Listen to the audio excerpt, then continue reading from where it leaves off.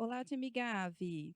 Tudo bem com vocês? Que felicidade estar aqui hoje falando um pouquinho sobre saúde mental no trabalho, nas organizações. Estamos aqui na presença da Alessandra Demito, essa profissional talentosíssima, super referência, conhecida no mercado pelo tema. Ela vai posteriormente falar um pouquinho sobre o currículo, a capacitação, a formação dela. O objetivo aqui hoje, quando a gente chamou a Alessandra, né, para conversar um pouquinho, trazer esse tema para vocês, é a gente abordar a saúde mental no trabalho, mas como a corresponsabilidade entre os líderes, liderados e as organizações. Qual que é o papel, né, da nossa liderança, o papel da Gavi, como que a gente pode trabalhar essa iniciativa no dia a dia, criando um ambiente saudável emocionalmente e fazendo isso pulverizar nas outras esferas, física, para a gente aqui, como um ganho, né? Vou falar um pouquinho sobre a dinâmica da nossa live. A gente vai ter 1 hora com a Alessandra, trazendo e abordando o tema, e, na sequência, 30 minutos para responder as perguntas que vocês podem enviar no chat, e daqui 30 minutos eu volto para a gente poder abordar e fazer as perguntas. Tá ok? Bom, agora com ela. Bom dia a todos.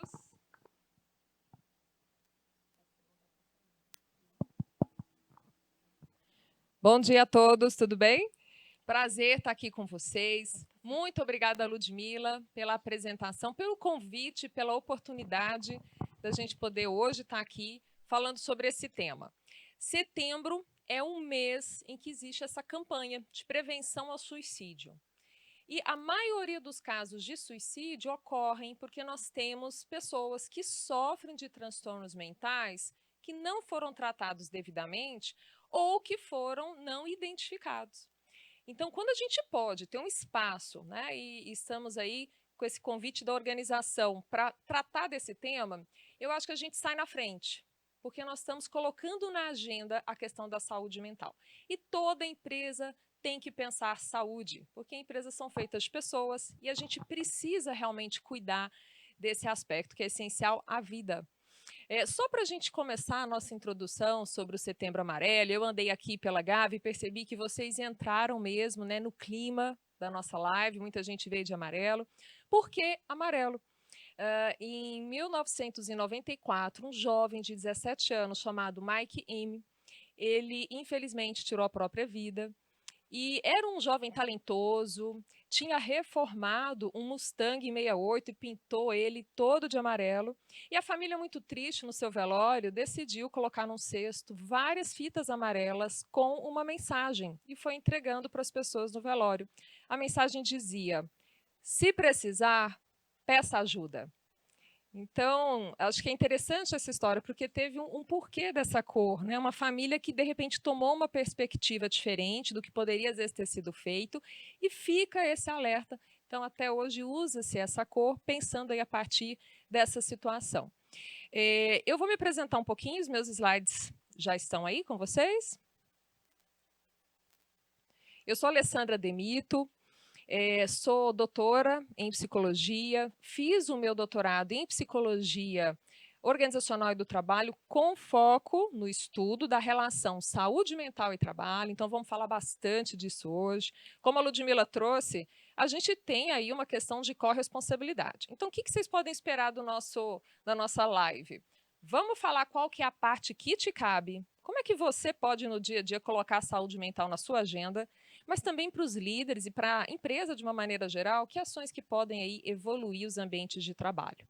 Saúde mental no trabalho entra então hoje, dia 23 de setembro, na Gavi, como um momento de reflexão. Eu queria convidar vocês a parar um pouquinho com as preocupações. Eu sei que a correria é constante, mas não faz sentido a gente estar falando disso e não conseguir realmente parar e pensar sobre esse tema.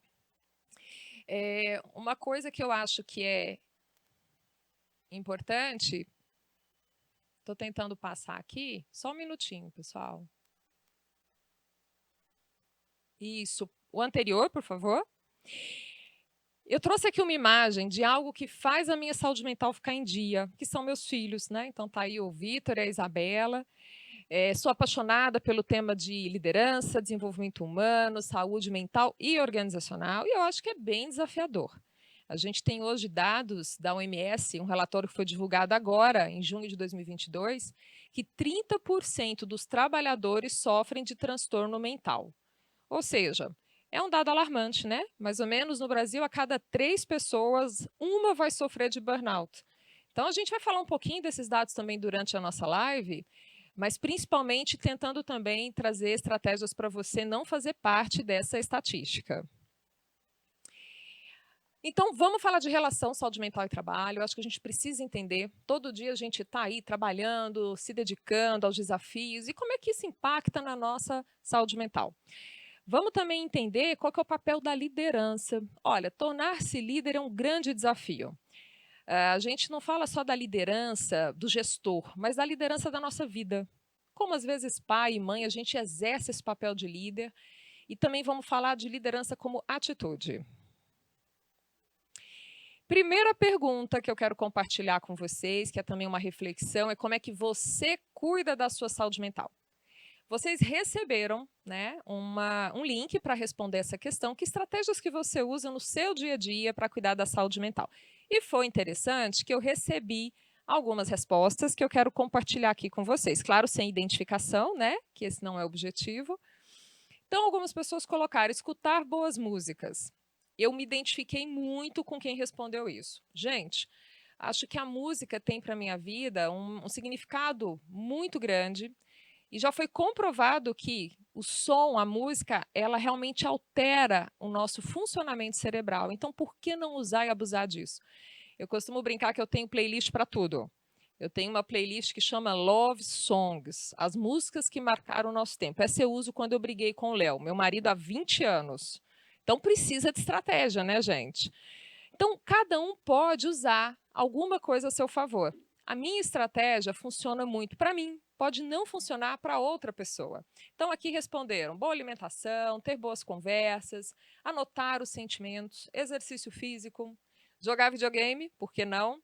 Meditação, tempo de qualidade com os filhos, oração, aromaterapia, pausa para descanso e reflexão, passeio com o cachorro, ou seja, beber bons vinhos.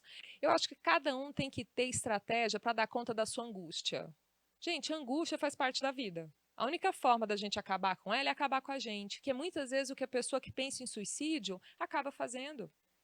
Porque a angústia é aprender a lidar, a ansiedade é aprender a lidar. Vida é movimento. Então, não tem como a gente querer viver uma vida e achar que ela é possível sem angústia e sem ansiedade. A questão é regular isso dentro da gente. E quem não tem estratégia para fazer isso consigo, provavelmente não vai conseguir ajudar o outro. Agora eu quero trazer alguns dados, porque eu acho que esse primeiro momento da nossa live é fazer vocês entenderem, a partir de informações, por que é tão importante a gente falar disso tudo. Antes da Covid, né, eu já estudo saúde mental há mais de 10 anos, então já tinha um acompanhamento desse dado. A Organização Mundial da Saúde, ela já anunciava que 1 bilhão de pessoas sofrem de transtornos mentais ao redor do mundo. Isso é muita coisa. Principalmente porque nós podemos pensar que quem está sofrendo com depressão, ou que vive com crises de pânico, ou algum tipo de transtorno que compromete a sua vida, está perdendo muita vida ainda vivo. Então, a gente tem no mês de setembro um pensamento sobre o suicídio, mas eu acho importante essa reflexão. Como é que é a qualidade de vida de uma pessoa que tem um transtorno mental e não se cuida da forma devida, não tem o apoio e o acolhimento que precisaria? Então, acho que são pontos aí para a gente imaginar também que, para além das estatísticas de suicídio, a gente tem ainda um nível assim de sofrimento muito grande entre as pessoas. No Brasil, 14 mil casos por ano de suicídio. É uma média, gente, de 38 suicídios por dia. É muita coisa, né? No mundo, a gente tem mais de 700 mil casos de suicídios por ano e mais mortes, então, do que, por exemplo, são causadas pelo HIV, pela malária ou câncer de mama. É a doença da alma. Né? É um desafio para a nossa vida, porque o ser humano nasce com o instinto de sobrevivência. Então, o que está acontecendo com a nossa sociedade que as pessoas estão conseguindo, mesmo com esse instinto, pensar em acabar com a própria vida? O mundo vai gastar, e esse dado é do Fórum Econômico Mundial, até 2030, 6 trilhões de dólares com doenças emocionais. A gente pode pensar que uma pessoa que não está bem, ela além de não conseguir produzir, ela custa, né, para o Estado, todos nós vamos pagar essa conta, e ela deixa também de contribuir. Então, os tratamentos que precisam ser também dirigidos para essas pessoas, eles têm um alto custo. Geralmente envolve psiquiatria, psicoterapia, algumas terapias alternativas. Então, hoje aqui vai ser legal, porque eu acho que nós vamos chegar no momento de vocês perceberem como é que a gente pode lutar contra esses dados. Porque eu não sei vocês, eu não estou satisfeita e eu estou com muita vontade de não deixar a gente passar por tudo isso. Eu acho que tem tempo para a gente criar mais consciência e mudar esse cenário. Para as empresas é péssimo. Gera baixo engajamento, muito absenteísmo, rotatividade, né? Que as pessoas que não estão bem, elas acordam e não conseguem ir trabalhar. Né? Então, a gente sabe que tem muito mais faltas por causa disso também. A gente tem a síndrome de burnout, que é um outro ponto, a depressão, o estresse crônico e, às vezes, o suicídio também. Então, a gente precisa entender essa relação do mundo do trabalho com a saúde mental. A pandemia parece que foi um momento de levar a gente para casa mesmo, né? Mas não só a gente ficou em casa e muitas distrações e muita correria saíram fora da nossa rotina, como foi a oportunidade de olhar para a nossa casa, a casa interior, entender como é que a gente estava, como é que eu estava em contato com o que é importante para mim, com aquilo que tem a ver comigo, porque muitas vezes, e aí a gente está entrando numa ideia das compulsões, dos excessos, isso tudo funciona como uma distração para um problema real que nós temos. Então, a pandemia foi um momento em que, no meio de muito medo e ansiedade, nós tivemos que lidar com a gente. Com o marido que estava ali todo dia, com os filhos que tinham que estudar e a gente tinha que trabalhar, ou seja, foi um momento realmente desafiador. E, ao mesmo tempo, eu acho que foi a oportunidade de algumas pessoas terem coragem de entrar mais em contato com o que tem de verdade nelas. Tanto que a gente viu nos Estados Unidos, em novembro do ano passado, um movimento que foi chamado da Grande Resignação, em que 4,5 milhões de pessoas pediram para sair dos trabalhos. No Brasil, um número menor, mas em março, 600 mil pessoas também pediram demissão voluntária. O que está acontecendo? Né? Então, durante a pandemia, houve um movimento também da gente pensar um pouquinho mais na gente. Não numa fase que foi fácil ou boa, não dá para falar que foi, mas talvez teve essa oportunidade. E como que a gente viveu tudo isso? Com muito aumento de estresse, com isolamento social, que não foi fácil, às vezes também problemas financeiros, o medo da infecção, muita gente ficou sozinha, né? Não podia visitar o pai, a mãe mudou aquela rotina de final de semana. Então, a gente sabe que ainda muitas pessoas estão passando por isso. Né? A gente fala assim, a pandemia foi, de alguma forma, a gente já venceu muita coisa, mas ainda temos muito para caminhar.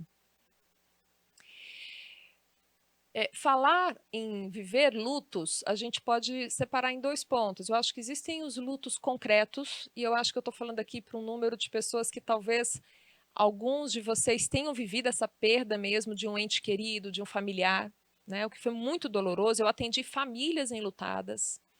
Mas também eu acho que a gente tem que ter a noção do luto simbólico. A gente perdeu um olhar de uma realidade que não vai mais existir. Né? Algumas coisas ficaram para a gente. Mas muitas oportunidades surgiram. Olha, eu estou aqui com vocês nessa live. Antes já tinha, mas parece que popularizou muito mais. A gente pode ter, né, uma comunicação muito mais ampla, muito acesso à informação. Então, teve coisas que realmente ficaram boas para a nossa rotina e outras que a gente ainda precisa conseguir sair delas. Além dos lutos que nós vivemos, a gente teve um impacto na nossa saúde mental. Esse impacto de viver muito tempo com medo e ansiedade, ele é forte, é grave. Se você pensar que durante o ano você tem aí 1, 2 meses que você não está muito bem, teve um momento na empresa mais pesado, ou uma situação da sua família, você teve que viver com medo, com ansiedade, ok, a gente aguenta. Mas coloca uma pessoa para viver de forma prolongada com medo e ansiedade. ela vai esgotar, né? Os impactos dessa vivência, elas ficam registrados na nossa mente e também no nosso corpo.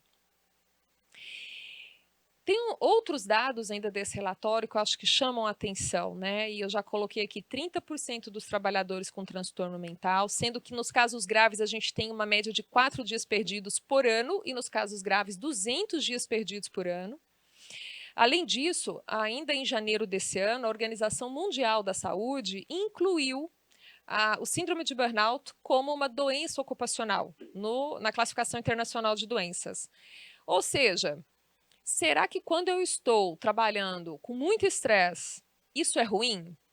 Não, gente. Estresse faz a vida movimentar. Um pouco de estresse é bom para a gente sair da zona de conforto, sair do lugar, buscar desafios. O problema é quando você está submetido a um estresse contínuo, em que você não tem nem habilidades, nem competências, nem apoio para dar conta daquele desafio. Isso pode te levar a um estresse crônico, que pode se desenvolver num burnout e talvez numa depressão. Eu acho que a gente não tem que escolher entre saúde mental e trabalho. Na minha experiência como psicóloga clínica organizacional, às vezes eu vejo as pessoas sentindo assim, não, para eu ser um bom profissional, para eu ser aquele cara de ponta, eu tenho que esquecer da minha saúde física e mental. Esquece. Esse é o equívoco. A gente só consegue realmente estar bem quando a gente está por inteiro, 100% bem. Se eu tivesse tido uma insônia e estivesse muito ansiosa, muito deprimida, como é que eu ia estar aqui com vocês? A gente precisa se cuidar. É claro que nos momentos de ansiedade, ter a percepção de que eu tenho que fazer algo que me ajuda a levar aquele momento faz toda a diferença. E aí não colocar na conta do outro o que é da nossa conta faz todo sentido. O que a gente vê às vezes é a pessoa esparramando o estresse dela em cima de todo mundo e não colocando a mão na massa. Então, esse é um primeiro ponto que eu quero chamar a atenção. O burnout é, sim, muitas vezes causado por um ambiente tóxico, por uma liderança despreparada, mas até que ponto que a gente também não tem estratégia e não tem consciência da importância de não pôr todas as fichas no trabalho. Nenhuma relação vai dar tudo para a gente. Nós temos que ir equilibrando o que a gente investe na nossa vida e tendo os momentos de respirar. Né? Então, eu mergulho no trabalho, no desafio, mas eu preciso levantar, respirar para poder ganhar energia e continuar esse mergulho. O que a gente percebe agora, é uma pergunta central da nossa live, é como é que a gente pode contribuir para a nossa saúde mental, a dos nossos pares, a da nossa empresa. Gente, qual que é a base para essa conquista? Então, essa é a pergunta norteadora, porque eu tenho certeza que vocês querem sair daqui com alguma coisa para colocar em prática. Alguma iniciativa, uma nova forma de se ver e de ver também essa realidade. Eu quero começar conversando com vocês sobre esse conceito de saúde mental. Gente, saúde mental não é um estado natural. Uai, Alessandra, como assim?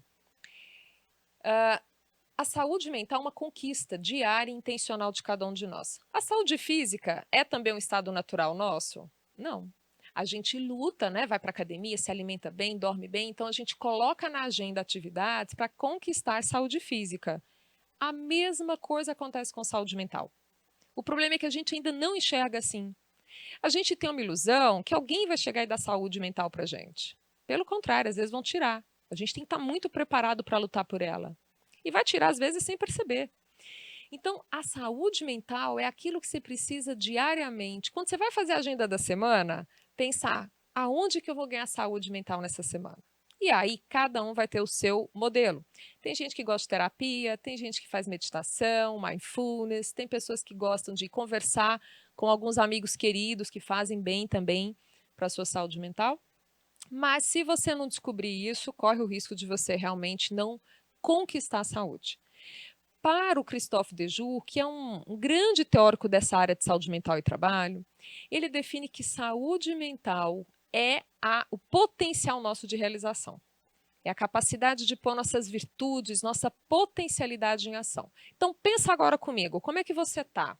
Quando você tem um desafio, você logo acredita que tem habilidades, que tem potencial para vencer aquilo, ou você encolhe, duvida de você, acha que não vai dar certo? Né? Fica ansioso e, de alguma forma, tomado por esse sentimento de ameaça. Porque a saúde mental é aquilo que vai te dar condição de colocar para fora aquilo que você tem de riqueza, de potencial dentro de você. Por isso que a mente comanda tudo. Se você sabe muito, fez vários cursos, é excelente no que faz, mas a sua saúde mental está comprometida, de nada adianta. Talvez alguém que saiba menos, que tenha mais equilíbrio, mais autoconfiança, pode chegar mais longe. Então, eu queria que vocês gravassem esse conceito, né? Esse potencial de ação sobre a realidade. E aí, eu acho que vamos aprofundar um pouquinho, vamos mergulhar nessa ideia aí de saúde mental e trabalho. O que a gente entende que faz diferença para a nossa saúde mental? A identidade. Se eu perguntar agora para você, quem é você? Provavelmente você vai falar o que você faz, né? Quando você fala o que você faz ou pensa sobre você, o que está em jogo é a história que você conta para você de você mesmo. Tem gente que é péssimo roteirista, conta para si mesma história de terror. E tem gente que é otimista, conta para si histórias desafiadoras, de aventura, mas com muito otimismo. O problema é esse, a gente precisa ser um narrador da nossa história, mas um narrador de uma perspectiva de crescimento, de evolução. E não deixar nos abater e desistir por às vezes, situações que todo mundo passa e que não foram muito interessantes na nossa história, mas que fazem parte dela e, de alguma forma, naquilo que eu me tornei. Então, quando eu sei o meu valor, a minha utilidade, e isso tudo está ligado a essa história que eu conto sobre mim, porque a identidade é isso, pessoal. Reputação é como os outros me veem, que também é importantíssimo. Agora, identidade é a história que eu conto para mim. Quando isso está bem alinhado para os meus desafios, ninguém me segura. Agora, quando eu estou duvidando da minha capacidade, aí eu me fragilizo. Então, na modernidade, o trabalho é central para a nossa identidade, que é o que eu penso sobre mim. Tem como trabalhar e o que eu faço no trabalho não influencia a minha identidade? Impossível. Até quem não trabalha, quem está desempregado, também se sente mal às vezes por isso. Na modernidade, trabalhar é central. O que eu faço diz muito sobre mim. Então, quando o trabalho que eu faço não me dá oportunidades de enfrentar desafios e crescer a partir deles, eu estou perdendo a chance de ter um trabalho que me fortalece. E aí eu tenho alguns elementos que são importantes que eu quero que vocês gravem e comecem a incluir isso mais no dia a dia. Primeira coisa é relacionamento. No trabalho, você precisa ter boas relações, tem que ter um bom amigo que seja. Então, o ambiente de trabalho acolhedor, ele tem boas relações. Segundo, cooperação maior que competitividade. Ninguém aguenta um trabalho que está todo mundo querendo se acabar. Então, cooperar, porque quando tem ali um momento de desafio, você pode chamar alguém, né, trocar uma ideia, nossa, essa pessoa vai me ajudar, eu vou falar com aquele outro. Cooperação. Outro fator fundamental, gerenciar a carga de trabalho. Sobrecarregado, ninguém é bom. Sobrecarregado, todo mundo faz muito menos e pior do que poderia. E se eu vou fazendo mais ou menos para dar conta da sobrecarga, no final eu vou achar o quê? Que eu sou mais ou menos também. Eu não sou grande coisa, não, porque você vai fazendo e vai vivendo aquilo, e por mais que esteja se desdobrando, não vai dar certo. Agora, gerenciar a carga de trabalho não é também só desafio do gestor. A gente tem que ter consciência também e humildade para saber chegar e falar, olha, não estou conseguindo. Honestidade, né? Porque a gente está falando de humildade e honestidade. Eu preciso realmente perceber, não estou conseguindo, preciso de ajuda, por que não falar disso? Eu acho que tem um pouquinho a ver com o nosso narcisismo, de às vezes também querer dar conta de tudo, querer provar muito e não perceber como é que você está naquele processo. Eu costumo dizer que a gente tem que vestir a camisa da empresa, mas a gente não deve vender a alma. Né? A nossa alma não tem preço. Então, são pontos diferentes que um profissional maduro já tem atenção para isso. Nesse momento, eu queria que vocês pensassem o quanto que vocês estão enxergando da realidade. Basicamente, na área clínica, eu faço isso com o paciente. Eu faço ele realmente enxergar o que acontece. Às vezes a gente olha, mas a gente não enxerga. Então, enxergar como é que eu estou, olhar realmente para mim, significa muito. E quando é que a gente para pensar isso? Enxergar o outro é ter empatia. É conseguir realmente olhar para quem está do seu lado. Às vezes a gente passa e fala tudo bem e realmente não quer saber se a pessoa está tudo bem. Não, vamos parar, vamos perguntar, vamos escutar. Então, enxergar também tem muito a ver com escutar e não só ouvir. E também o ambiente, a cultura. Cada um de vocês contribui para a cultura. Quer ver como? Alguém chegou para você para contar uma fofoca. uma maldade, né? Que fofoca geralmente envolve maldade. Você passa para frente. Para quê? Né? Politicagem, para quê? São elementos que vão intoxicar o ambiente. Você depende do líder para não passar a fofoca? Não, depende de você.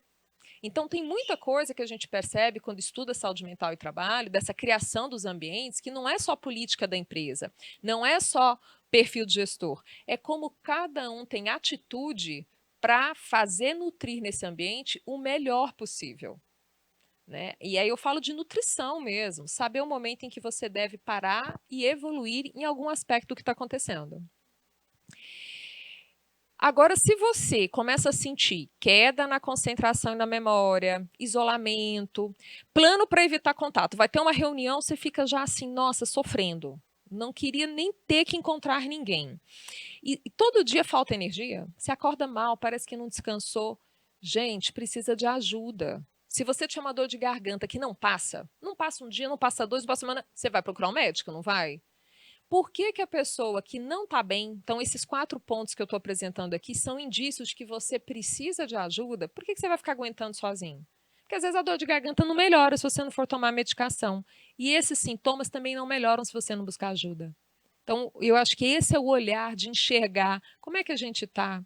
Ter mais cuidado conosco, né? Assim, a gente vem de uma história de que tem que trabalhar de qualquer jeito, trabalhar dolorido, trabalhar doente, trabalhar, mas eu acho que nós precisamos evoluir, a gente tem que trabalhar e estar bem, né? Não é uma escolha.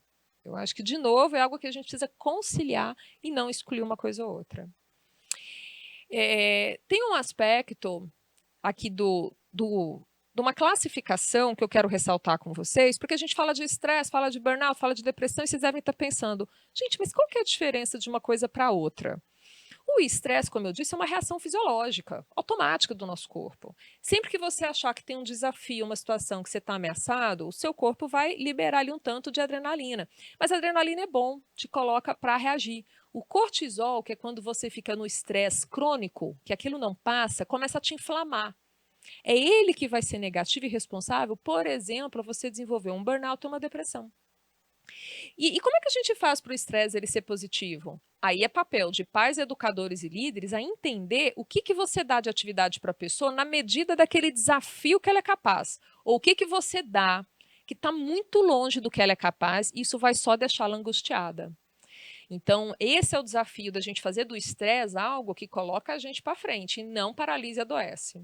Burnout, então, é uma síndrome relacionada ao trabalho, que esse próprio nome traz a ideia de combustão total, é quando você não está dando conta de mais nada.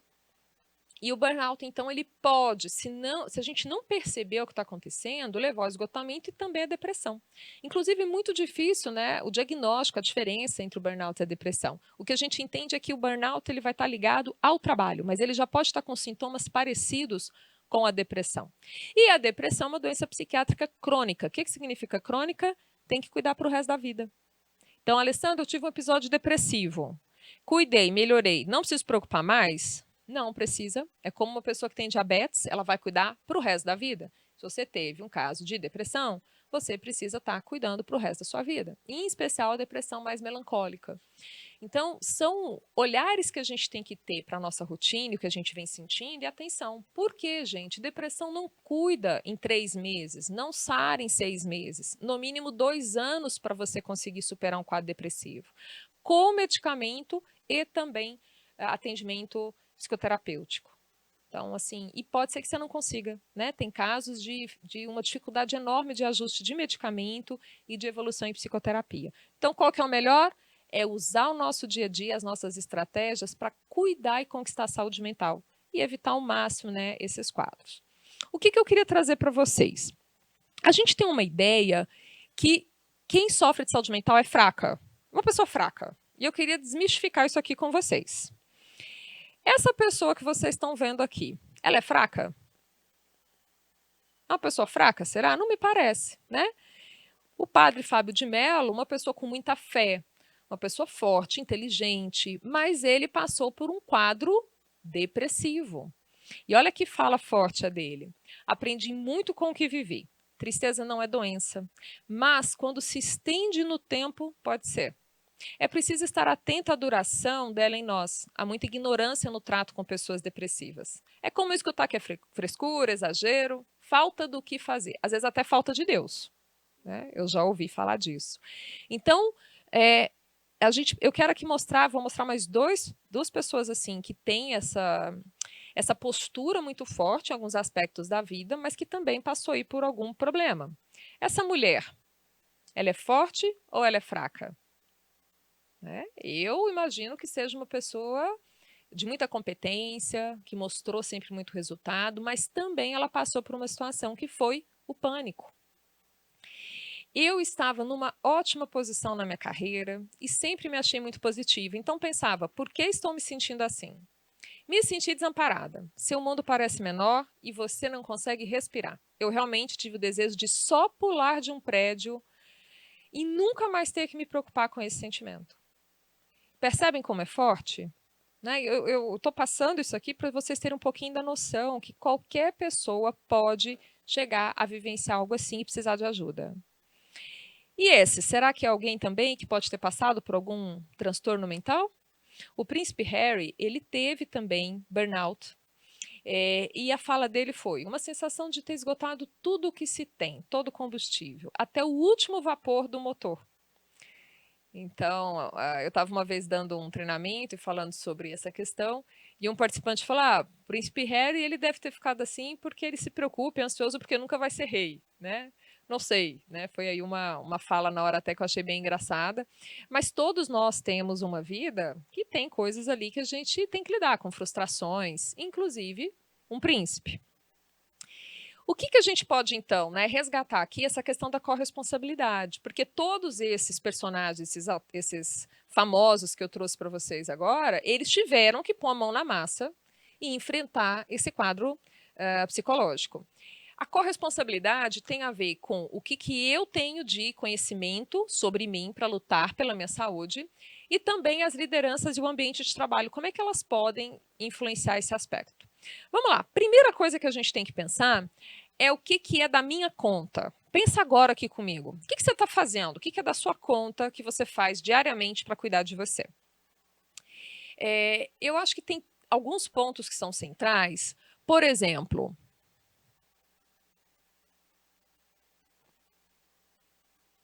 só um minutinho, pessoal. Ótimo.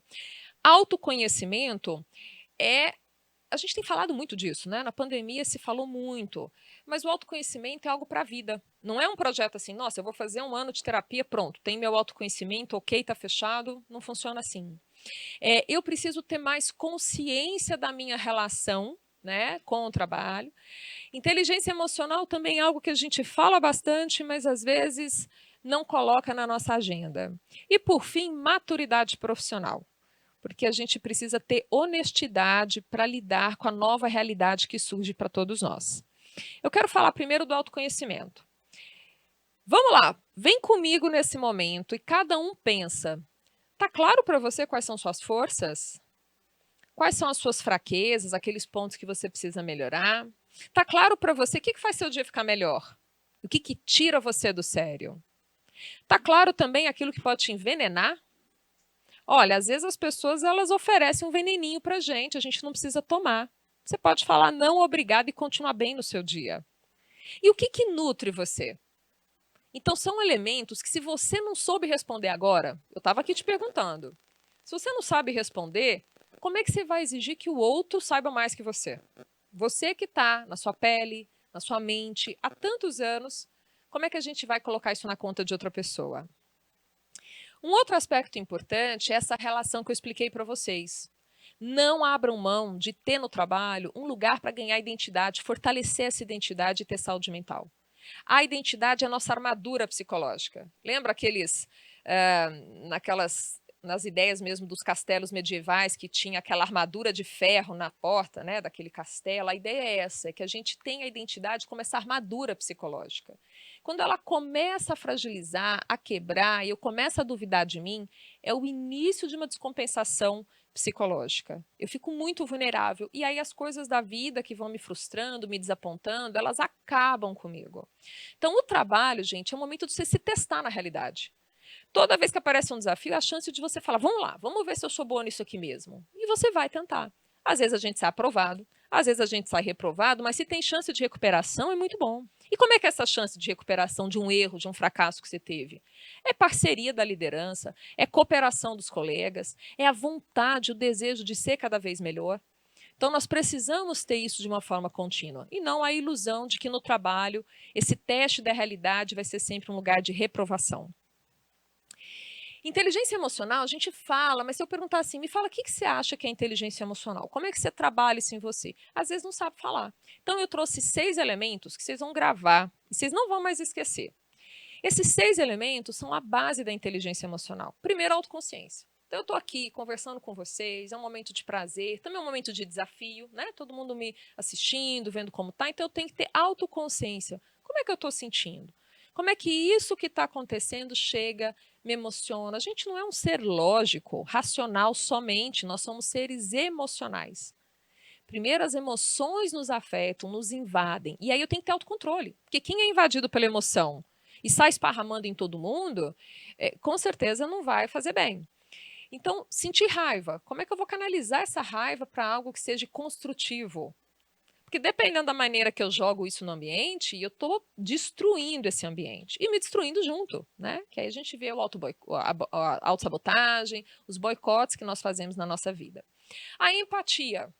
Se eu não consigo olhar para mim e ter esse cuidado comigo, eu também não vou ter com o outro. Então, primeiro, para eu ser empático, eu tenho que ter autocompaixão comigo. Quem é muito julgador consigo, é aquela pessoa cruel com ela mesma, não vai ser legal para o outro. Né? Então, acho que é importante ter essa consciência. Motivação. É importantíssimo a gente trabalhar a motivação porque é difícil o dia a dia. A inteligência emocional para ser desenvolvida precisa de muita motivação e persistência. A persistência, ela vai justamente dar a condição de você chegar onde você quer. Então, você tem um objetivo, sabe a direção, vai por cima, vai por baixo, vai de um lado, vai do outro, vai na diagonal, mas vai. Eu acho que é o ímpeto de você entender e persistir. E, por fim, a habilidade social. A gente sabe que as amizades fazem muita diferença na nossa vida. Saber relacionar com qualidade, com todo mundo. Clientes, pares, líderes, familiares, o cônjuge. Qualquer pessoa que tem essa noção da importância das relações na vida para a sua saúde, ela está na frente em relação à saúde mental. E, por fim, eu acho que a gente tem que pensar a maturidade profissional para a gente se adaptar a essa realidade. Hoje as empresas estão numa luta para ver assim, se fica no híbrido, se vai no remoto, quem que pode ficar só no presencial. Eu queria chamar a atenção para cada um perceber o que funciona para você. Faz uma análise da sua tarefa, faz uma análise da sua personalidade, das suas competências. O que funciona? Então, acho que essa honestidade, esse olhar e realmente enxergar a sua realidade é o que a gente precisa para, nesse momento de várias formas de trabalho, perceber o que vai ser melhor para mim e para o negócio. Se eu quero limpar e-mail, de repente, realmente ficar em casa é ótimo, mas se eu quero ser criativo, inovador, encontrar pessoas, trocar ideia, faz toda a diferença. Então, nós estamos vivendo esse momento, né? Como adaptar essa nova realidade com maturidade e honestidade. Agora vamos lá, o que o gestor pode fazer? Entendendo que o gestor também é um ser humano que passou por tudo isso que nós falamos, né? Que às vezes também tem questões aí de saúde mental, pode estar sofrendo algum tipo de transtorno, então a gente está aqui fazendo esse parênteses, mas dentro desse pensamento. A primeira coisa é trazer 3 questões que sempre que eu converso com alguém que é um líder, que está querendo fazer um trabalho para desenvolver sua liderança, eu faço. São questões muito simples, mas eu acho que às vezes falta reflexão. Primeira delas, você gosta de lidar com pessoas? Agora eu estou falando aqui para os gestores da Gavi, tá? Você gosta de lidar com pessoas? Segundo ponto, você gosta de ouvi-las? Terceiro, você tem interesse em desenvolver essas pessoas? Se você respondeu não para alguma delas, é bom rever. Porque, de fato, essa é a base de uma liderança que constrói respeito e confiança. E é esse respeito e essa confiança que vai pautar todo o processo de desenvolvimento profissional e organizacional.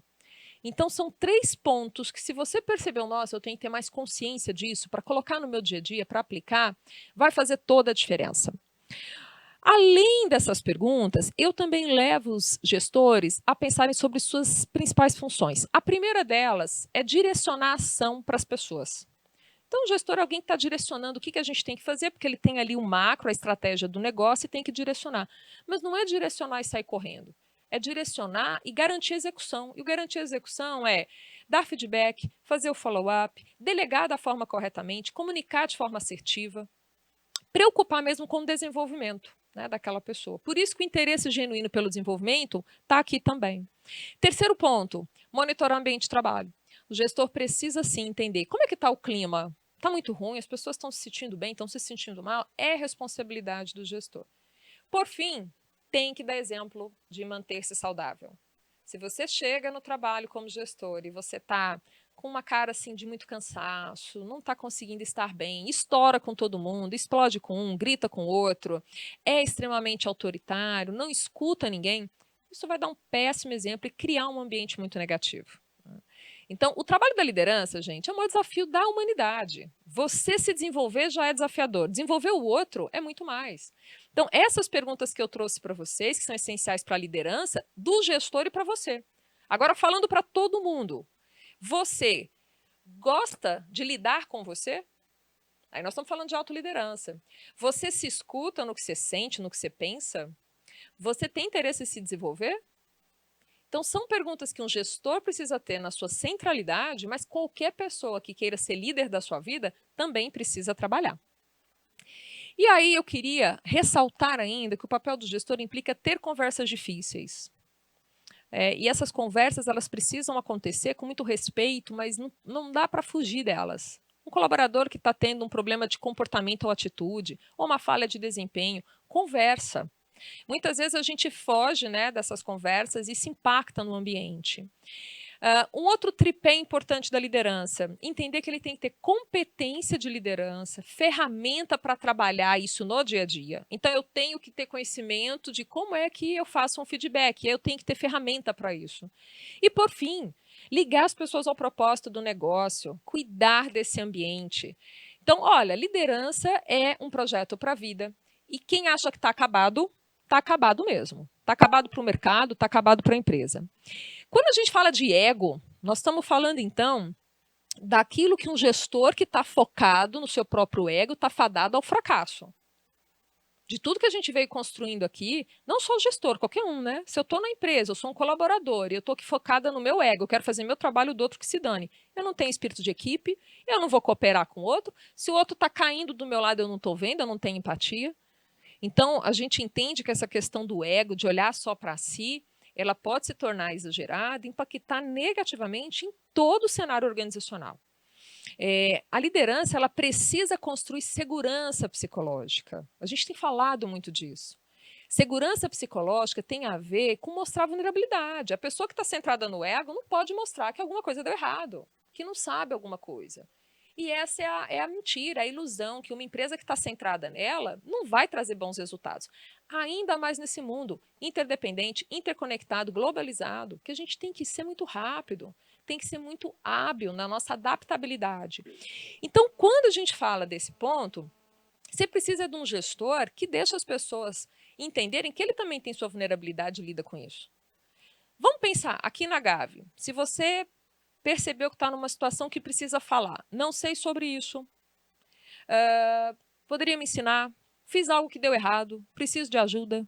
Gente, tanto que é bom poder falar isso. Se eu não posso falar isso, eu vou fazer errado. Eu vou continuar no erro. Eu não vou ter cooperação. Então, são frases para a gente colocar. Anota. Quem está aí com papel e caneta, anota. Fique à vontade para poder falar, porque a gente só cresce quando a gente assume a nossa vulnerabilidade.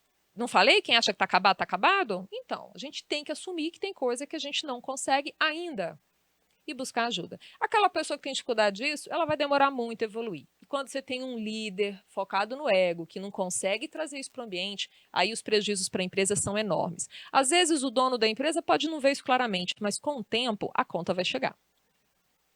Um outro ponto importante é que quando você não tem, então, esse espaço de vulnerabilidade e confiança, qual que é o medo? De ser julgado, retaliado, da alta competição, de errar, de prejudicar a imagem.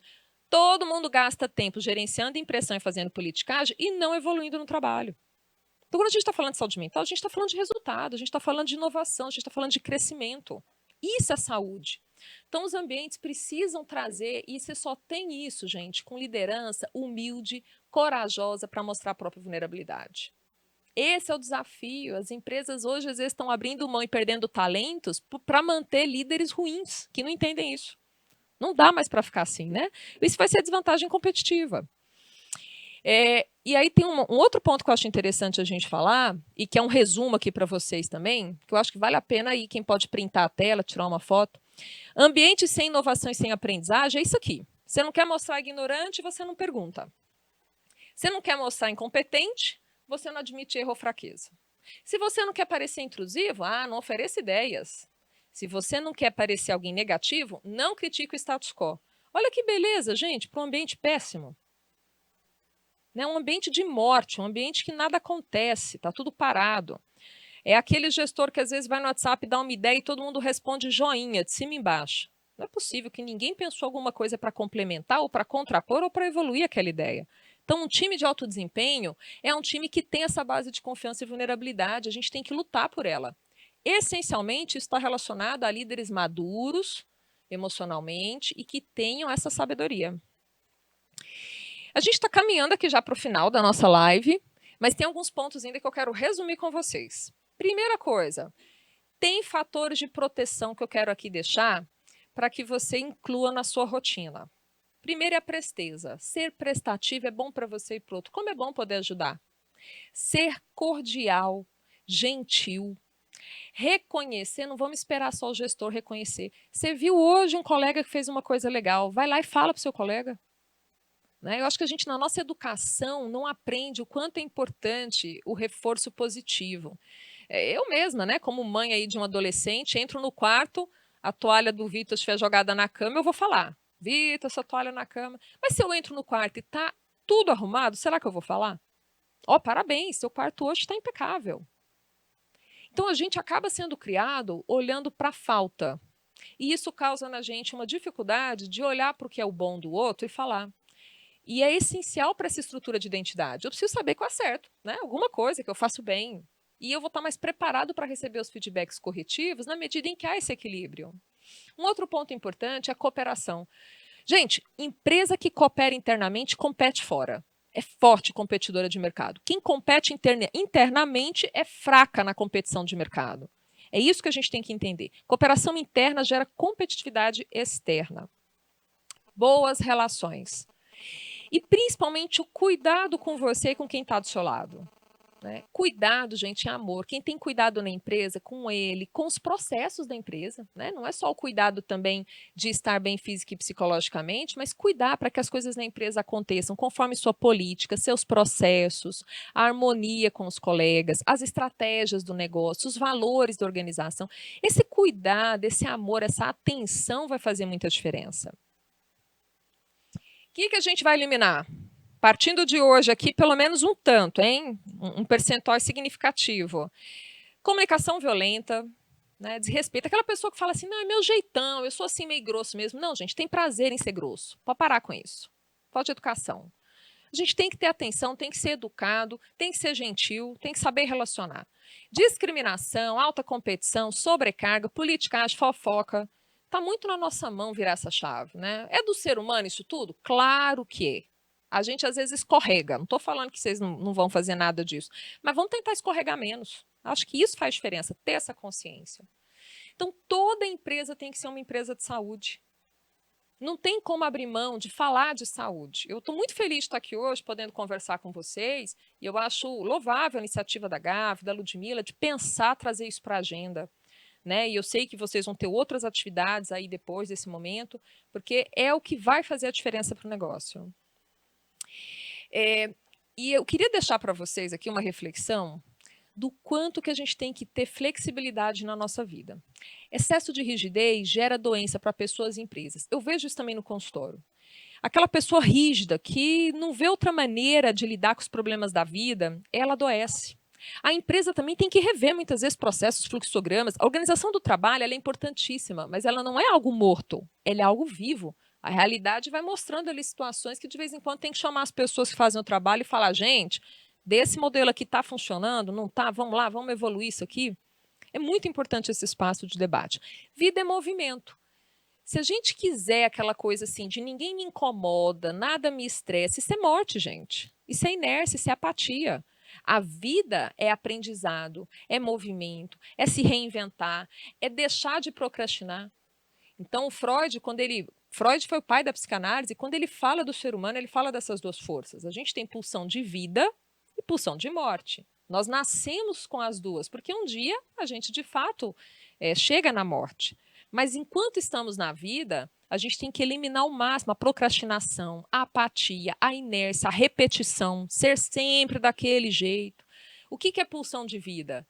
É essa reinvenção, a criatividade, buscar soluções para os nossos problemas, ter energia. Então, vida é movimento. Quando a gente não quer se movimentar, a gente está um pouco morto em vida. Então, essa é uma imagem que eu queria também que vocês se trabalhassem. Outro fator importante para a saúde mental. Dentro dessa ideia de flexibilidade, a gente tem que saber a direção. Todo mundo que está aqui, eu quero sim, acho importante, que tenha objetivo, que tenha meta, mas a gente tem que estar aberto a recalcular a rota. Imagina que você está no Waze, indo para um lugar, o Waze te encaminhando, mas você erra e entra numa rua anterior do que deveria. Você já pensou se o Waze virasse para você e falasse assim, não, agora acabou, você errou, não vou te levar mais onde você quer. Não, ele recalcula a rota para você, né? Não faz sentido. É isso que a gente tem que fazer na nossa vida. Eu sei a direção, sei onde eu vou chegar. Às vezes eu posso ter tido ali algum contratempo, mas eu vou continuar. E eu acho que isso traz a saúde mental porque você não desiste de você. Querendo ou não, quando a gente fala do suicídio, é alguém que desistiu de achar uma outra rota para a vida. Não tem mais rota, não tem flexibilidade, não tem olhar para isso. E um ponto que faz toda a diferença para a gente manter rota é conexão. Como é que você está conectado com você, com o seu desejo? Você sabe onde você quer chegar? E como é que você se conecta com as pessoas nesse caminho, durante essa rota? Porque a gente não chega sozinho a lugar nenhum. Né? Como diria Michael Jordan, talento vence campeonato, mas o que vence realmente, talento vence partida. O que vence o campeonato é trabalho em equipe, é conexão que a gente vai fazendo durante a nossa vida. Uma coisa que eu vou deixar aí para vocês, porque 1 hora é pouco para falar de tanta coisa que eu gostaria de trazer, é um e-book sobre saúde mental que eu produzi na minha consultoria e que vai dar assim, aspectos bem mais detalhados de sintomas, de diversas doenças, né, relacionadas aí à saúde mental. E também eu tenho ali uns links interessantes, tanto para quem quer buscar ajuda. Por exemplo, tem em toda a região do Brasil um 0800 de lugares que atendem ou a preço social ou gratuito, que tem atendimento de psicologia. Então, acho que vale vocês ficarem aí com esse acesso. E também dicas de Instagram, de YouTube, de Spotify, que são dicas para vocês se nutrirem de coisa boa. Né? Porque o homem moderno, ele acorda, ele espreguiça, ele vai e coloca a mão no órgão sexual dele, que é o smartphone. E aí ali ele já começa, às vezes, o terror da vida dele, porque começa a ver o que angustia, o que faz mal, o que dá inveja, e nós somos seres que temos inveja. Então nós temos que ter essa consciência e nos nutrir de coisa boa, não ficar ali naquela angústia, né? Eu acho que isso faz diferença. Agora, nesses últimos minutos aqui, eu quero pedir para vocês, pode ser no bloco de notas do celular, pode ser no papel, acho que tem muita gente me assistindo aqui que está aí na mesa, né? Vamos fazer um autofeedback? Alguma coisa que eu disse aqui, que nós trocamos ideia, pode levar você a evoluir. Esse autofeedback, ele vai no modelo do Start, Stop and Continue. Então, o que vocês vão começar a fazer a partir dessa nossa conversa para cuidar da saúde mental? Vamos lá, escreva alguma coisa, gente. Vamos sair disso aqui com ação, com atitude. O que você vai parar de fazer? Que você, ouvindo aqui, você pensou, gente, isso aí não está somando na minha vida, eu vou parar de fazer isso. Parar de seguir essa pessoa, né? Vou bloquear outra pessoa, não sei. O que você vai parar de fazer? O que você vai continuar fazendo? Que também na minha fala, você percebeu assim, poxa, se ela é especialista nessa área e falou isso é legal, eu vou continuar, vou ampliar então, vou investir nisso, porque é uma coisa boa para mim. Então aqui a gente tem um momento para pegar, né, tudo que a gente conversou e transformar isso em atitude, porque o que faz a vida é o movimento, e movimento é atitude, tá? Então acho que é fundamental aí esse momento. De maneira geral, eu acho que a verdadeira liderança não é só gestão, não é só ter cargo de chefe, de gestor. Eu acho que é principalmente você entender que esses pequenos gestos, né, do dia a dia, as pequenas atitudes vão somando para construir algo melhor em você e algo melhor para o mundo. Então, eu acho que isso é algo muito verdadeiro. E para isso a gente tem que ter saúde mental, tolerar desapontamentos, frustrações, coisas que são inerentes à vida e não abrir mão dessa evolução. Eu vou passar para vocês um vídeo que eu gosto muito, eu uso ele às vezes com os meus alunos e pacientes, como uma forma da gente entender que quando falamos de saúde mental, nós estamos falando de uma história. Nós nascemos com pais que tinham já a sua saúde mental e a gente foi construindo a partir dessa história a nossa, a maneira que a gente vê o mundo, aquilo que nos afeta, aquilo que nos causa medo, a nossa capacidade de amar, de se conectar. Os pais são muito responsáveis por isso. Depois a gente tem os professores, depois a gente tem os gestores, os colegas de trabalho, e a vida segue sempre com essa ideia de que eu me construo a partir do outro. Uma coisa que o outro fala, eu espero aqui poder ter falado algo para vocês também que construiu, que conectou, porque é isso que a gente faz. A gente, de alguma maneira, influencia a vida do outro, que pode ser de uma forma muito boa ou muito ruim. Nesse vídeo, que foi feito em comemoração aos 50 anos da Malve, eu achei fantástico a maneira como essa história foi mostrando os valores importantes para aquela empresa, mas também eu quero compartilhar com vocês o quanto traz essa ideia de como uma mãe, como um pai pode fazer, como a gente, né, pode fazer a diferença para a perspectiva de vida de alguém. Espero que vocês gostem. E na sequência a gente abre aí para a nossa discussão.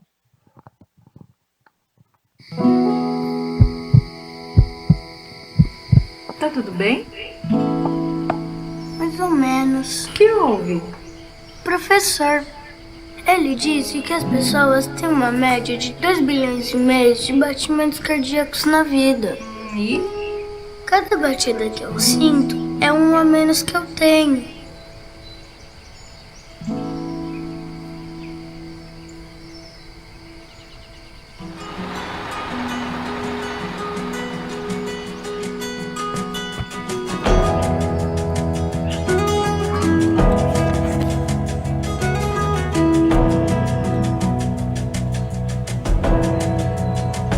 Mãe, essa camiseta é pra mim ou pro pai?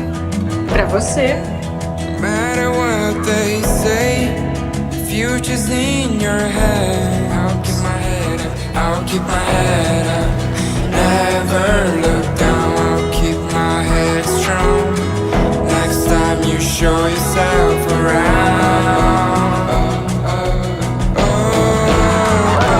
Don't you know, you make me feel my heart open. Don't you know, you make me feel my heart open. Don't you know, make me feel my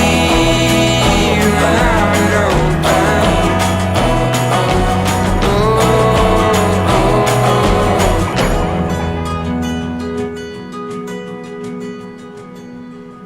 Oi, filha. Sabe o que foi? O menino da escola, que não deixa a Lu jogar bola só porque é menina.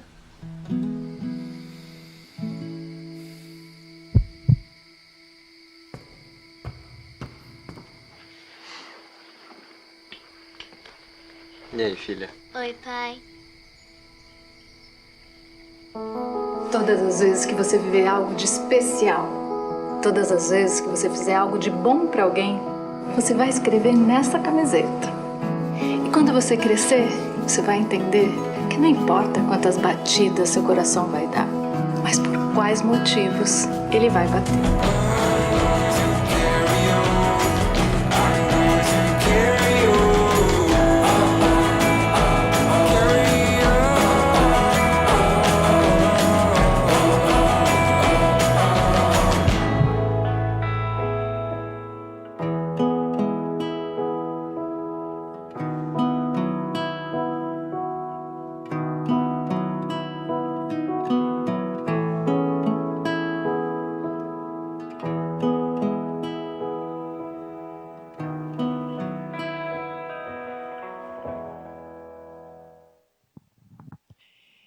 É isso aí, pessoal. Espero que vocês tenham gostado. Eu acho que traz uma mensagem muito bonita, né, do que a gente falou.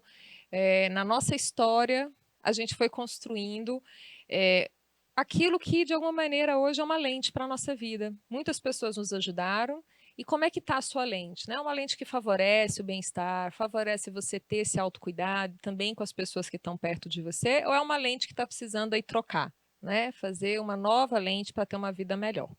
É isso. Espero agora que a gente tenha aí um momento de boas questões, de um debate interessante. Obrigada, Alessandra. Foi maravilhoso. Acho que o objetivo, como a gente conversou desde o início, é provocar uma reflexão e a reflexão gerar mudança de comportamento. Mas isso a gente enxerga daqui a alguns meses, né? A gente não muda comportamento da noite para o dia, mas precisa virar a chave. Eu acho que esse momento ele trouxe isso para a gente como uma virada de chave para que a gente consiga enxergar diferente, né?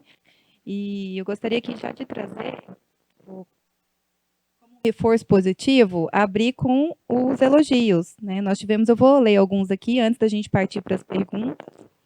Obrigado por abrir os olhos e o pensamento de cada um, que possamos levar tudo isso para a vida. Gostaria de parabenizar a doutora Alessandra. Suas palavras motivam a todos a se fortalecerem, sair da postura de vítima, incentivando a postura proativa. É um belo recado aos gestores. Parabéns. Palestra muito necessária. Parabéns. Conteúdo extremamente pertinente, necessário para o nosso dia a dia. Parabéns aos colaboradores por trazer uma live extremamente incrível e necessária. Conteúdo e palavras maravilhosas. Ah, que legal. Muito obrigada. Muito bom. É bom a gente começar com reforço, né? Com certeza, né? Acho que aqui eu estava sendo testada, né? Quando eu digo, acho que o trabalho é sempre um teste da gente estar ali. Será que a gente está conseguindo, né? Está caminhando? Muito bom. Obrigada pelos comentários. A gente tem 14 perguntas, então acredito que a gente consiga responder. Vamos lá, então. Como lidar com o medo? Primeira pergunta. Então, eu acho que medo é uma das emoções, né? Nós temos 7 emoções. Então, a gente tem tristeza, alegria, medo, susto, nojo, raiva. Então, como é uma emoção humana, a gente vai sentir. A questão é que quando você tem autoconsciência do porquê que você está com medo, você consegue dar um destino melhor para aquilo.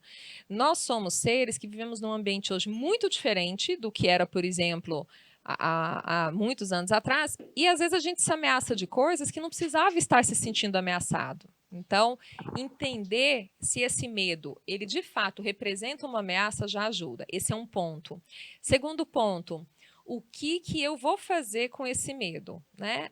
O medo leva à ansiedade. O medo de que algo ruim aconteça é a ansiedade. Então, quem vive com muito medo é uma pessoa ansiosa, que provavelmente tem dificuldade de entender quais os recursos que ela tem, as competências, os recursos psicológicos para lidar com essa realidade que está causando o medo. Então, precisa ser fortalecido mesmo. Acho que tem uma questão também, né, doutora, sobre repertórios. Acho que à medida que a gente desenvolve os repertórios, a gente coloca na malinha, utiliza isso no dia a dia. Sim. Acho que isso contribui e ajuda muito a lidar com as dificuldades. Exatamente. Peraí, essa tecnologia aqui. E, de novo, pedir ajuda, né? Acho que a gente precisa ter essa abertura de conversar, conversas interessantes com pessoas que inspiram confiança, fazem muita diferença na vida. Tem até uma pergunta aqui falando sobre isso, de um caso que aconteceu com a colega e o que ela poderia fazer, né, para ajudar nesse processo em relação a uma colega de trabalho, como que poderia ser a postura dela, a atitude dela para contribuir para que a pessoa saísse ali daquele quadro depressivo. Essa já é uma questão? Isso, sim. Ela quer saber como ajudar a colega que está passando por depressão. Isso, ela trouxe aqui porque ficou bem grande, a gente acabou dividindo Tentando aqui. resumir. Isso. Ela trouxe a questão de que ela mudou o comportamento e ela percebeu aquilo, como que ela poderia fazer isso no dia a dia, contribuindo ali para ajuda. Como que a gente, por exemplo, pode contribuir como colega de trabalho para ajudar o outro a partir do momento que eu estou vendo que ele está ali numa situação depressiva, pânico, enfim, algum transtorno aí de ansiedade. Então, uma coisa que é importante é a gente perceber que não tem que ter resposta para tudo. Nem o gestor tem que ter resposta para tudo e nenhum de nós. Então, quando alguém chega para conversar comigo sobre questões suas, já é muito legal você ouvir sem querer colonizar o pensamento dessa pessoa. Ficar dando dicas, conselhos. Não, mas que você está assim, sua vida está boa, você tem um trabalho bom. Então, a primeira coisa é não fazer isso. Escute, e realmente você escutar é um grande presente que você dá para alguém. Quando você, de fato, se coloca numa posição de acolher, de ouvir, sem querer dar solução. Porque senão parece para o outro que ele que não está vendo a solução. Né? Então, acho que a primeira coisa é essa. O segundo ponto é você também perguntar se tem algo que você possa fazer pela pessoa naquele ambiente. Olha, eu estou vendo, está difícil. Tem algo que eu posso te ajudar? Essa é uma pergunta aberta que vai deixar a pessoa pensar. Perguntas que fazem a gente pensar é muito legal na nossa vida. Então, quando alguém chega para contar, não dê dicas, não dê orientações, pergunte o que você pode fazer como colega que pode ajudá-la. É só cada um que tem a resposta. Né? Então, é ele que está passando pelo processo depressivo que vai encontrar, pensando, refletindo, uma solução, ou que não seja uma solução, mas uma forma de ser ajudado. Agora, se você tiver frente a uma situação em que a pessoa realmente está muito ruim, né, chorando, aí você já tem que realmente pensar no encaminhamento, seja para o SESMIT, seja para a área de recursos humanos, aí vai depender do grau que essa pessoa está deprimida. A outra pergunta é: sentir frio na barriga antes de ir trabalhar é carência de saúde mental? Depende, sentir frio na barriga eu acho que é bom, né? Assim, você mostra que você está assim mobilizado. Eu acho que é ruim quando você sente frio na barriga e não se vê em condições de enfrentar o desafio. Aí eu acho que você precisa chegar para o seu gestor e falar: olha, eu acho que tem alguma coisa na minha rotina que está ultrapassando a minha capacidade, que está me dando um frio na barriga constante e irritante. Não está passando, né? Mas o frio na barriga ele é gostoso, assim, na medida que você sente aquela excitação, né, um desafio, e você tem condição. De novo, vem a questão da segurança psicológica. Eu posso pedir ajuda se eu precisar? Porque se eu estou indo com frio na barriga e eu sei que eu tenho suporte, é uma coisa. Se eu estou indo com frio na barriga e penso: Jesus, estou sozinho no meio ali de pessoas que querem que eu caia. Aí fica difícil mesmo. Né? Então, de novo, vem essa questão, Ludmila, da cooperação, né, de um ambiente que eu sinto confiança e respeito. Ótimo. A outra pergunta aqui: como lidar com cobranças excessivas? Olha, a gente tem na nossa mente 3 instâncias. A gente nasce com uma que a gente coloca o nome de id, isso vem da psicanálise. O id traz para a gente todo um instinto de sobrevivência. Né? Você tem que sobreviver, você tem que satisfazer sua necessidade, o bebê tem que mamar. Só que com o tempo, vivendo em sociedade, a gente desenvolve uma outra instância que chama superego, que é a internalização dos valores, das normas sociais, das regras, do julgamento, da moral. E aí, conforme a pessoa criou esse lugar na mente dela, esse lugar é muito cruel com ela, é muito opressivo, é aquela pessoa que se cobra mais que todo mundo. Então, esse é um ponto que eu quero trazer. Pode ser que você esteja fazendo muita autocobrança, e isso é ruim, né? Porque aí você está sendo cruel com você, mas pode ser também que tem alguém que esteja fazendo cobranças excessivas. De novo, a importância de uma boa conversa. Tem que chegar e ter coragem de falar. Olha, realmente eu consigo isso aqui eu estou tendo dificuldade. Pode ser que você encontre líderes que tenham mais facilidade para ouvir e outros não, mas você não pode arriscar estar num processo de sobrecarga, porque, gente, sobrecarga vai afetar o que você pensa sobre você.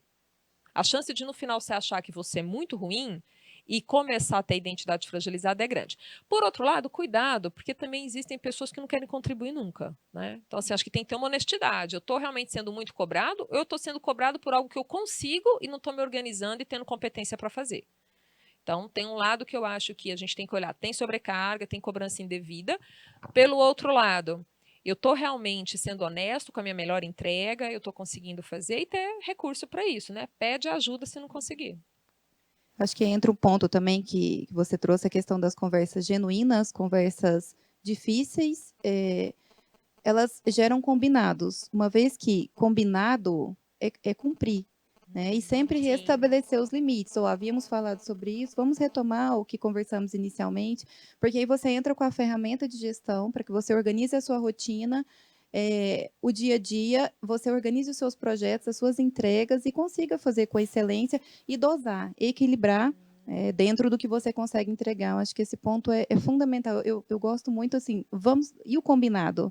Né? Combinou, cumpriu. Exatamente, Ludmila. E esse contato que você precisa ter com Quando eu falo honestidade, assim, o quanto que eu percebo que eu estou conseguindo dormir, respirar, conviver com a minha família e fazer o meu melhor. Acho que isso é importante, essa honestidade.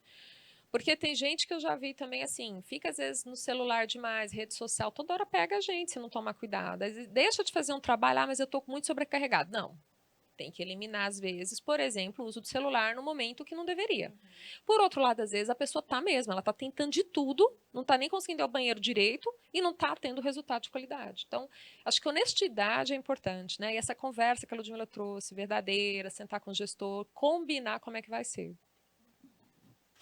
Tem duas parecidas aqui sobre autoconhecimento.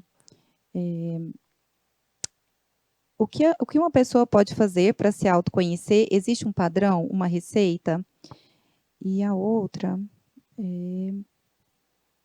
foi colocado o autoconhecimento como uma armadura psicológica. O que eu posso fazer para me conhecer melhor? Existe algum padrão? Bem similar. É, similar. Gente, se eu tivesse uma receita para autoconhecimento, eu seria bilionária, né? Assim, uma coisa fácil. Eu acho que o desafio é esse mesmo, não é? A gente é um ser humano complexo e duvidem, viu, de dicas, receitas que você vai... Cada universo, cada pessoa é um universo que começa e termina em si mesmo. Né? A realidade ela não é lógica, ela é psicológica. A gente vê o mundo como a gente é, não como ele é. Não existe um mundo em si.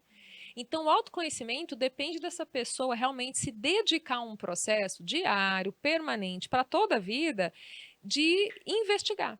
Até porque, vamos lá, né? Voltando aí na psicanálise, lá no século passado, Freud já falava, nós temos na mente a parte consciente, imagina um iceberg, então você tem a pontinha do iceberg consciente. E você tem uma parte enorme que está inconsciente, que é aquilo tudo que está abaixo do nível do mar.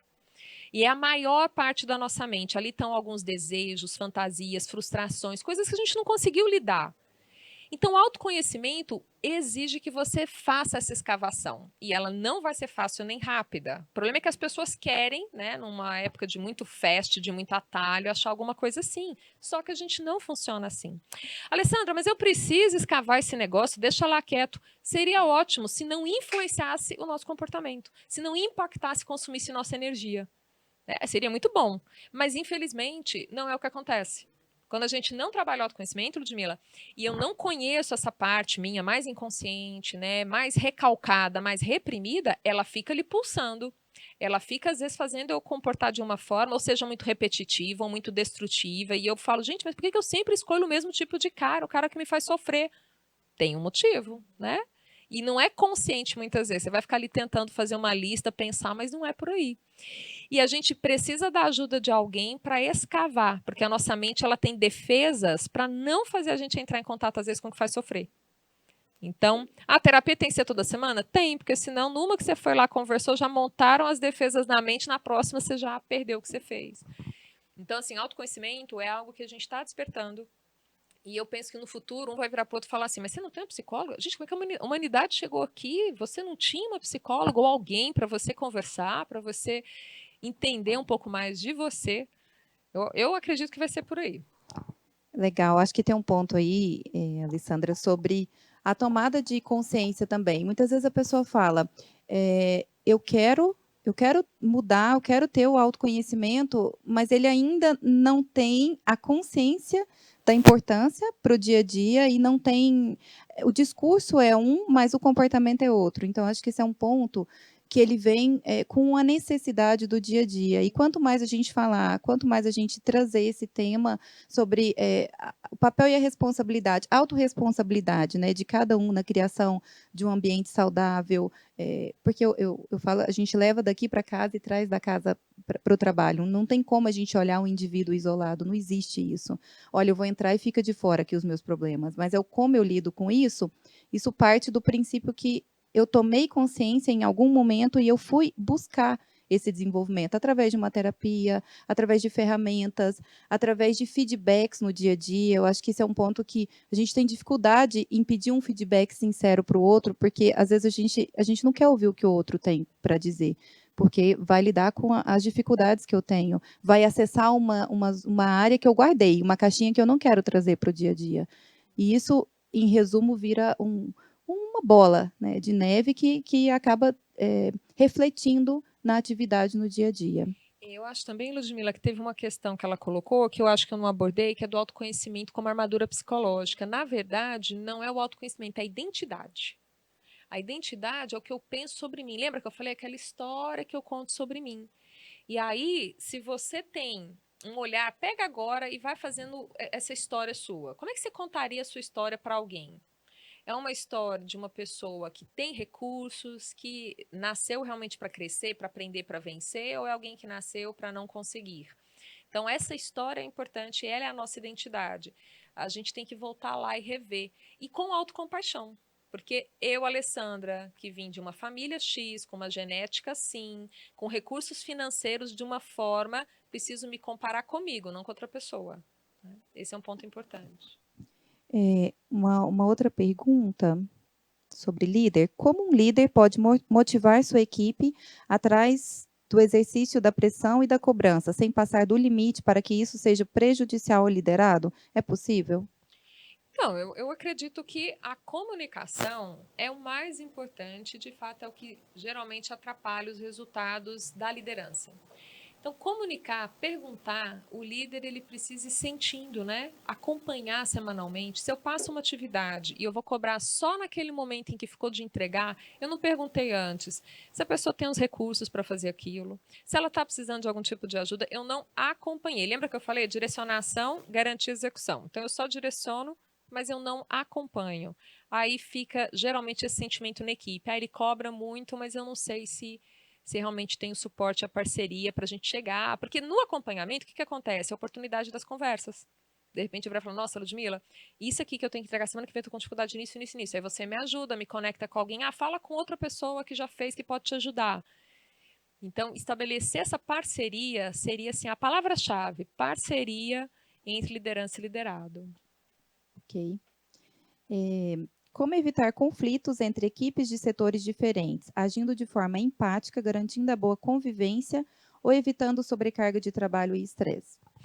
Essa é boa, essa pergunta, porque, aliás, foi uma das coisas que fez eu ir para o mestrado. Eu trabalhava numa empresa e eu falava assim, era uma indústria, eu falava, gente, produção quer produzir, comercial quer vender, não está nem se a produção vai dar conta de produzir, administrativo quer economizar, e era aquela loucura, né, de conflitos ali que aconteciam por diferentes interesses. Então, geralmente o conflito vem quando a gente percebe que tem alguns interesses que estão se contrapondo. Esse é o normal. E às vezes ele acontece nem sem ter os interesses, né? Parece que é uma postura de competição.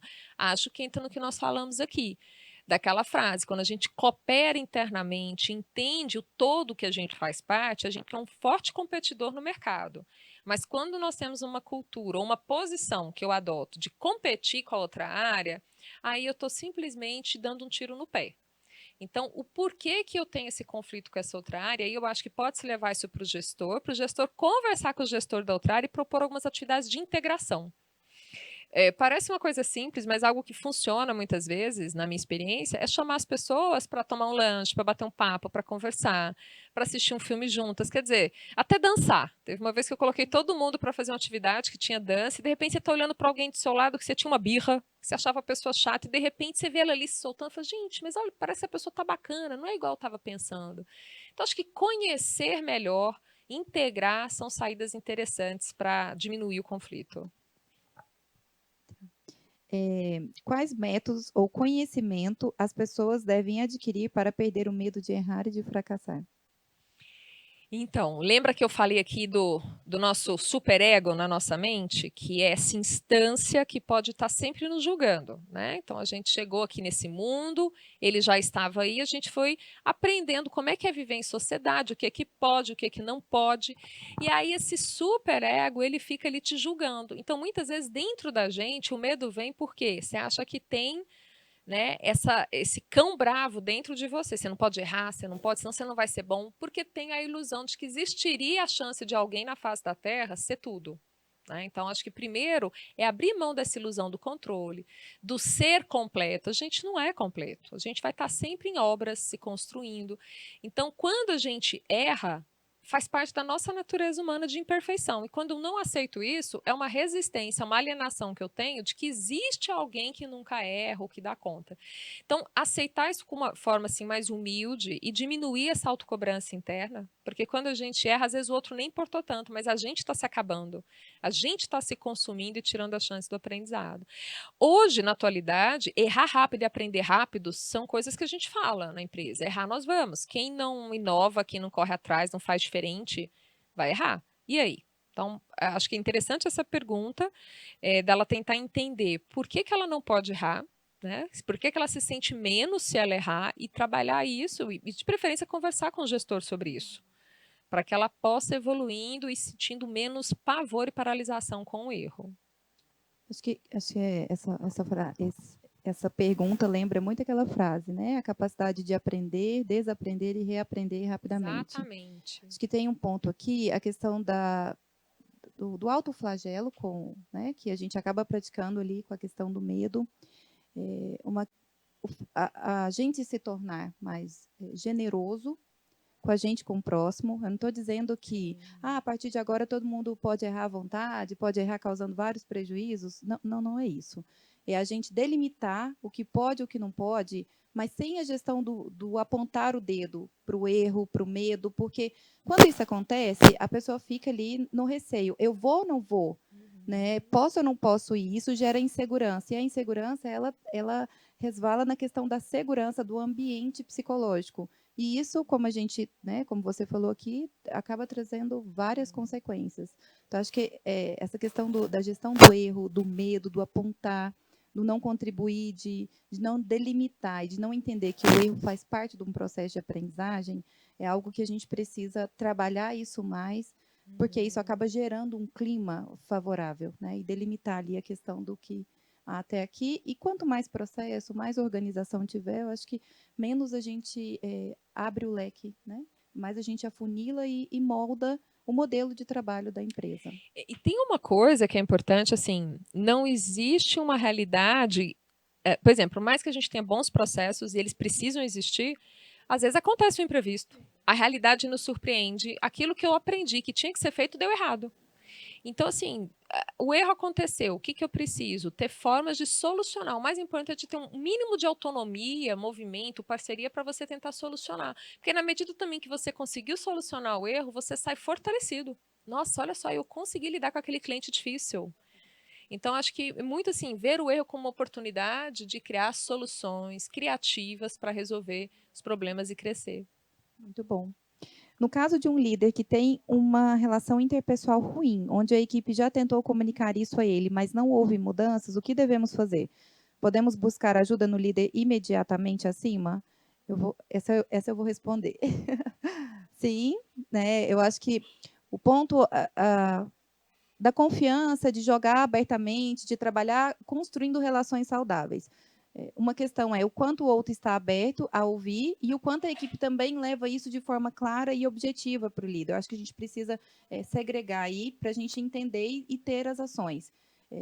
Um ponto que eu gosto de falar é a gente é livre para conversar com as pessoas, trazer pontos para discutir, chegar e construir soluções. Quanto mais a gente abordar tema, quanto mais a gente falar.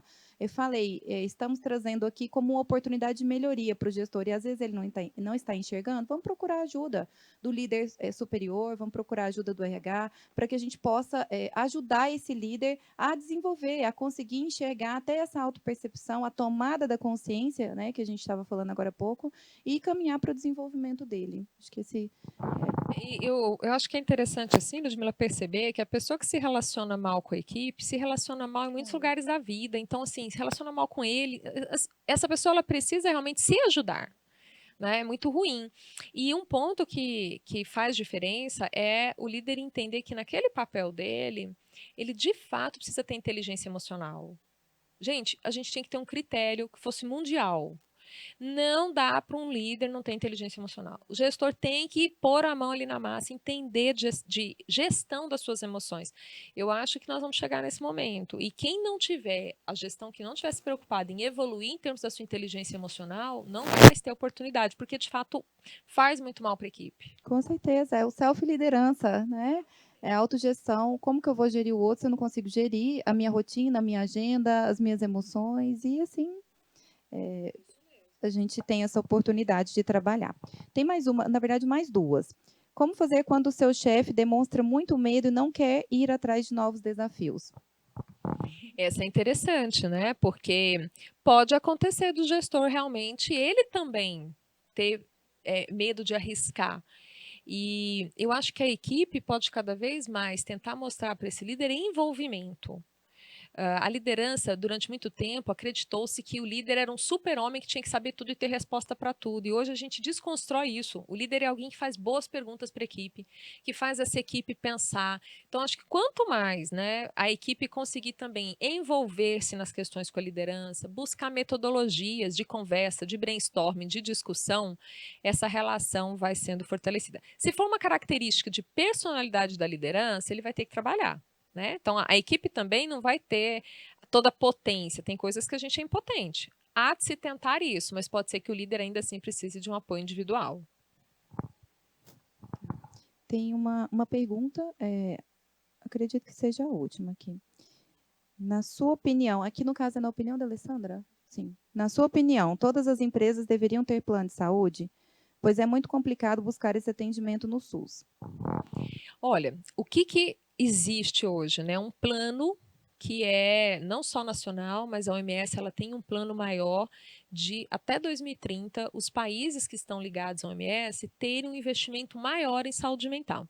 Então, primeiro a gente tem que partir de uma política maior que chegue enquanto política pública para obrigar até os planos de saúde a ter atendimento, porque hoje em dia a maioria dos planos não tem o atendimento psicológico como deveria. Às vezes tem algumas sessões ligadas ali a um diagnóstico de psiquiatra e que aí já é uma intervenção tardia.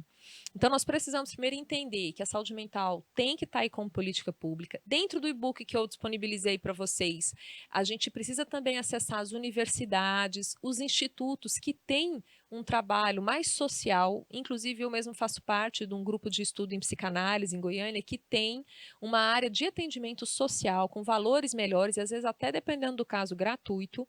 Então, lá nesse e-book, vocês vão conseguir clicar e ver as opções. Os CAPs também são centros de atenção psicossociais, também conseguem fazer esse trabalho. Mas a minha maior dica seria assim, as universidades. Universidades que têm curso de psicologia, eles têm um trabalho muito bom ali no final dos anos para poder supervisionar um atendimento num custo que caiba aí no bolso de todo mundo. Legal. Nós fizemos esse trabalho, né? A última. Fazer compras quando estou triste, ansiosa, pode ser um sinal para procurar terapia? Gente, ser humano nasce e a gente tem uma coisa chamada libido, energia. Essa energia é uma excitação que vai ali na nossa mente, ela tem que descarregar em algum lugar. Ou comendo, ou comprando, ou cantando, ou trabalhando, mas assim, nós não damos conta de ficar contendo essa energia. Então, às vezes, a forma que você lida com o seu sofrimento, né, com essa energia que fica dentro do seu corpo, é gastando. Tem outra pessoa que vai beber. O que a gente precisa é encontrar formas saudáveis de descarregar.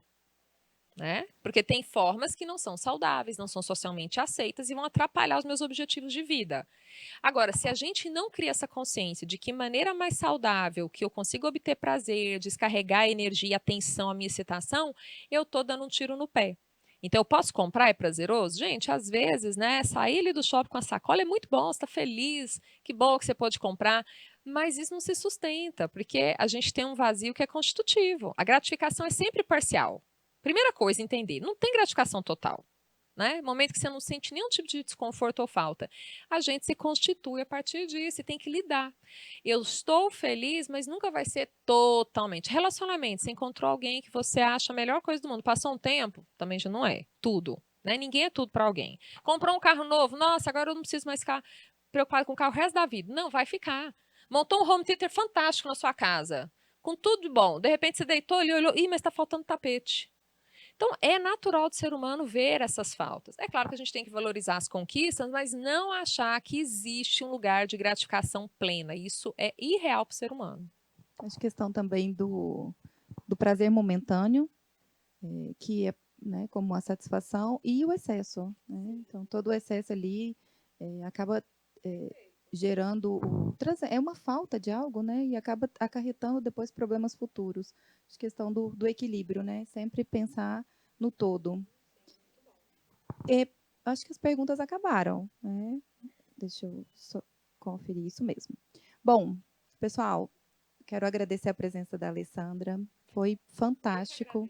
Maravilhoso. Muito obrigada, adorei estar aqui com vocês. Recebemos mais elogios, tem vários elogios ali, depois nós vamos repassar para você esses elogios.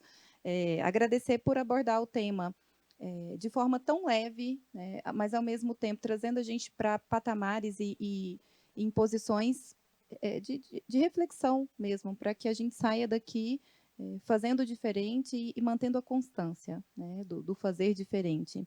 Então, quero agradecer. No final agora, gente, do e-book, nós vamos disponibilizar nos grupos para que vocês deixem esse material disponível a todos. A live também ela vai ficar gravada conosco, né, para que outras pessoas assistam, quem não teve oportunidade de assistir. E foi um pontapé inicial, a nossa primeira iniciativa relacionada à saúde mental. A gente está construindo outras iniciativas aí que também culminam e ajudam na saúde mental. Então, quero agradecer você. Né?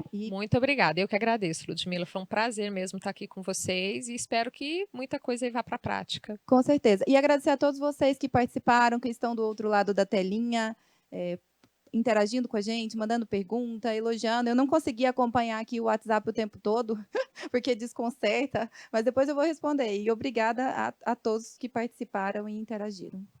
Até.